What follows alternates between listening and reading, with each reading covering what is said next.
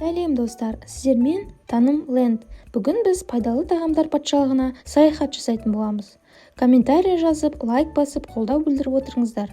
Шуақты демалыс күні. Күн жарқырап тұр. Құстардың да дауысы естіледі. Балалар сыртта асыр салып ойнап жүр.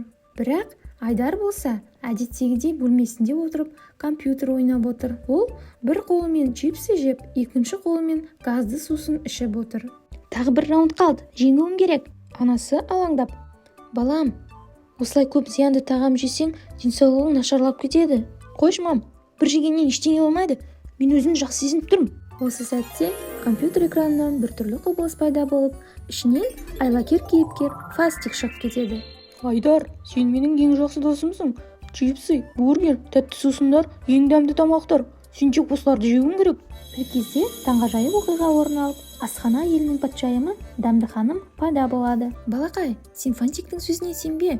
Бұл тағамдар сенің денсаулығыңа зиян. Сенің ағзаң қуат алу үшін пайдалы дәрумендер қажет. Кел, менімен бірге пайдалы тағамдар әлеміне саяхат жаса. Дәмді ханым Айдарды сиқырлы есік арқылы асхана еліне алып барады. Айдар ең алғашқы аялдама көкөністер мен жеміс-жидектер аялдамасына тап болады. Сәлем Айдар, мен алма. Менде С дәрумені бар. Ол сенің иммунитетіңді күшейтіп, суық тиюден қорғайды. Ал мен бананмын. Менде калий көп. Ол сенің бұлшықеттеріңді нығайтады. Ал сабақ оқығанда миыңның жақсы жұмыс істеуіне көмектеседі. Мен жүзіммін. Мендегі антиоксиданттар сенің ағзаңды жас әрі қуатты ұстайды. Ал мен иммунитетті нығайтып, ағзаны түрлі аурудан қорғаймын. Ал мені білесің бе? Мен сәбізбін. Менде А дәрумені бар.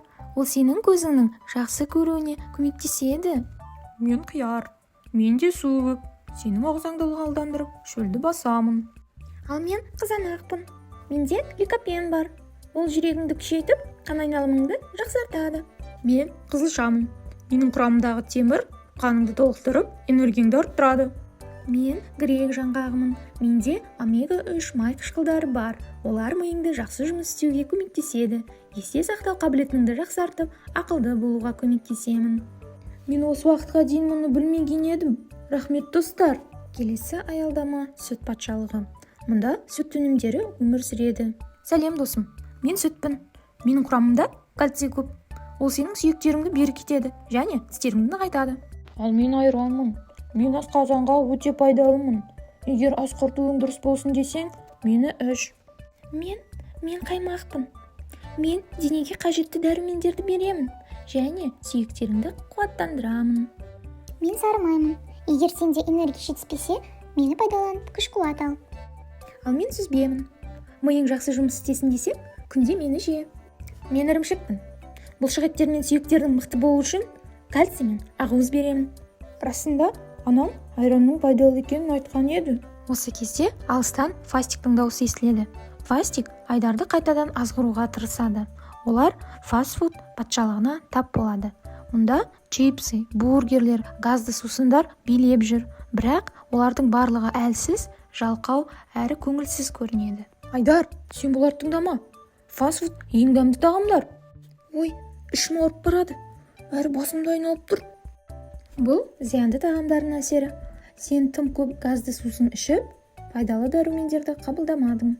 Сол үшін көкөністер мен жеміс-жидектерді көбірек пайдалан. Расында жеміс-жидектер мен көкөністер әлдеқайда пайдалы екен.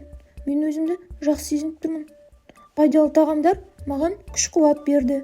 Рахмет сендерге. Мен жалғыз қалдым. Фастик, сен зиянды тағамдарды насихаттамай, пайдалы тағамдармен дос бол. Осылайша Айдар Дәмді ханымға рахметін айтып, енді компьютер ойнамай, дастарханға барып, анасы дайындаған пайдалы тамақты жей бастайды. Балам, сенің көзқарасың өзгерген сияқты ғой. Я, анашым, дұрыс тамақтану денсаулықтың кепілі екенін түсіндім. Балалар, сендер де дұрыс тамақтануды ұмытпаңдар. Дұрыс тамақтану денсаулықтың ең маңызды кілті болып саналады.